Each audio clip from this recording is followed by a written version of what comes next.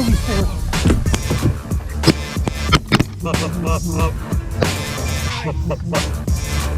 Shoot him.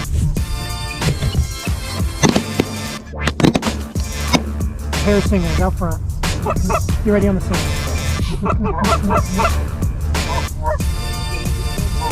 Kill the single.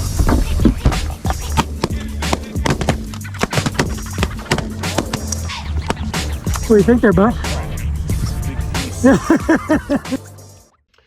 Hey, what's up, everybody? I'm Austin with Colorado Custom Game Calls, and we are doing a new tutorial series, more of a revisit of our past tutorials that we've done. Just kind of update what we've learned over the years, and you know, we started doing in-person seminars, and we've learned a lot on giving feedback to people, and hopefully this will help you out. So real quick, I mean, I'm just going to be honest with you. Everybody's going to blow a call completely differently. You know, think of it as the English language, and you hear me say this in the past tutorial videos too. You know, it's all English, you know, but there's going to be different variations of it. Like, people in Boston sound different than people from Texas. People from Texas sound different than people from, you know, the Midwest or something like that, or up in Minnesota, or even here in Colorado. I mean, there's just different variations of it, which kind of is unique in its own way. So kind of take that for what you want. We started doing in-person tutorials about a year and a half ago, and we've done like 7 or 8 classes, and they've been pretty successful. We've got really good feedback from guys that have taken our seminar classes. If that's something that you're interested in doing, just hit up our website, coloradocustomgamecalls.com. But the nice thing with this, especially through the YouTube stuff, is that this is free. Now, the downside with the YouTube stuff is you're not getting the feedback on what you are physically doing wrong, and that's where those in-person seminars are really nice. So, again, if you want to check that out, hit up the website for that. Couple key line items that I'm going to talk about. Number one, even from these seminars, we've learned that air presentation for people is the hardest thing. They're either not snapping their tongue, they're not presenting the air correctly, they don't have enough volume of air either, because it does take some air to blow this stuff. You know, I wouldn't say there's one perfect call out there. I mean, there's different things that you can do, like shaving reeds, shorten the reed. Now, here's the thing with shortening reeds. If you shorten the reed, it's going to be a higher pitched. But guys want that big honker sound, like the Colorado Carnage here. You know, you got to put a little bit more meat behind it. You got to have enough reed there to get it deep enough. So the longer the reed, the deeper the sound, the harder it is to blow.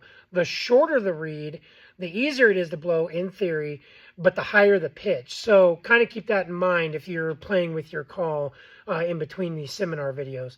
Like I said, the call that I'm going to use is our Colorado Carnage Goose call. Really nice aluminum wedge on it, and a little bit narrower reed on it. This is something that we make here in-house. So a couple key notes here, like I was mentioning. Snapping of the tongue. A lot of guys, especially you flute callers, if you started out on a flute, say you're an older person and that's what you had back then, people tend to struggle transitioning over to short reeds. And I think part of that is the amount of back pressure that those flutes give you aids that snapping of the tongue. You don't have to bring your tongue up as aggressive in a flute than what you do in a short reed. Air presentation. You got to condition your lungs. I mean, I'm a bigger guy. I'm not gonna lie to you. I've got a little bit bigger lung capacity than most, but this off season, which is, you know, spring and summertime, this is your time to practice before the fall when early goose season comes around in the United States. So this is your time to practice. The number one tip that I give everybody, and take this home with you, is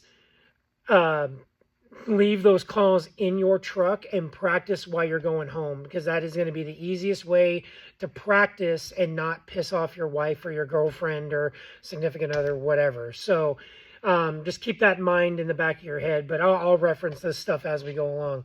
So the first note that we're going to learn today, or revisit, I should say, is the cluck. And this is kind of the baseline for the entire goose call in general on a short reed.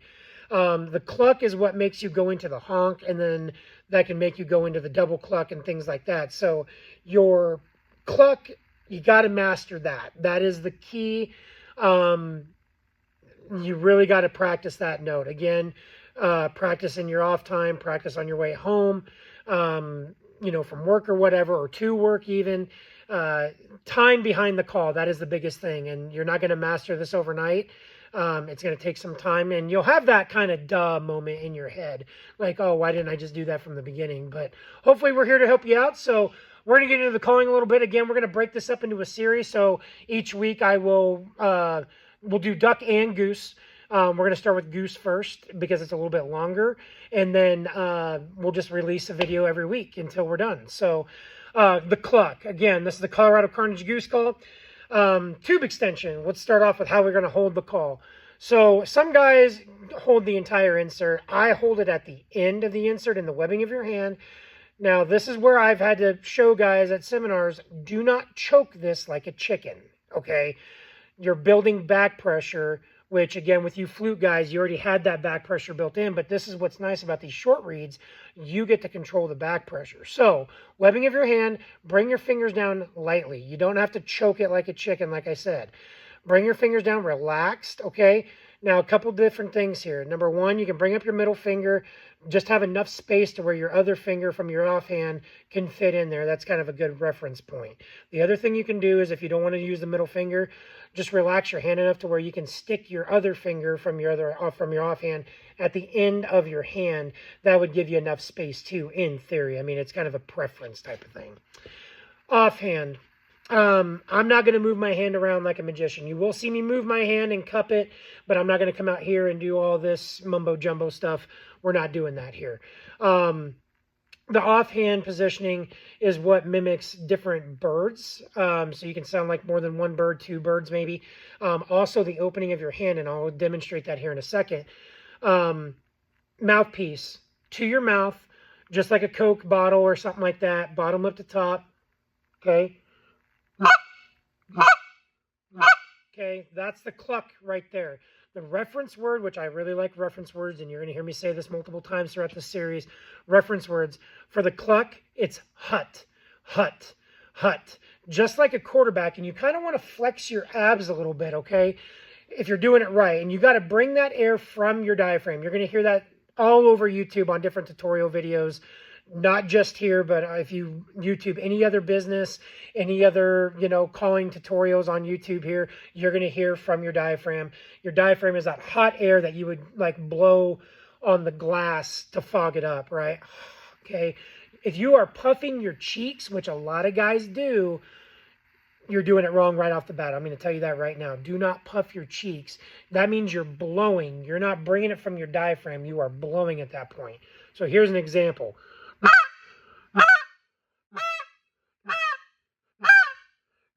And I'm saying hut in that, okay? Now, if you're presenting the air correctly, you're going to hear the difference here.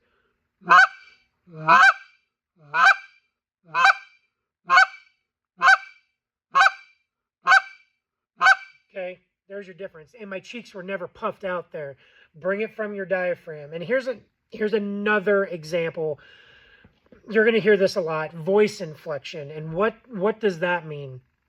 Voice inflection, you can naturally sound deeper if you do certain things with your throat or, the way that you're presenting your air. So here's an example.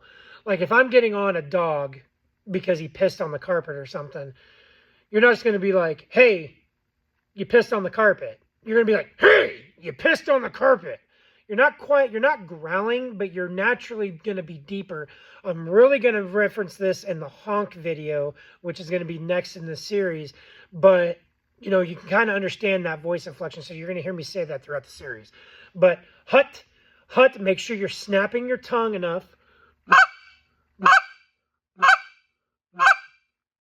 Okay, now here's the offhand positioning to sound like a different bird.